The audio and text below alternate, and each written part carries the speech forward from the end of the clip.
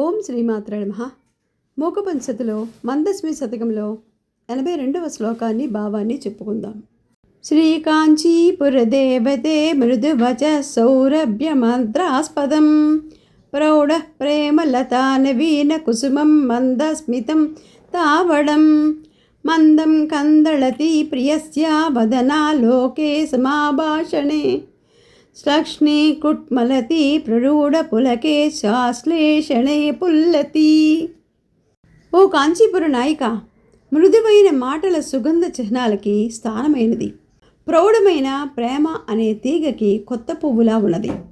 అయిన నీ చిరునవ్వు పరమేశ్వరుని చూడగానే మెల్లగా అంకురిస్తుంది.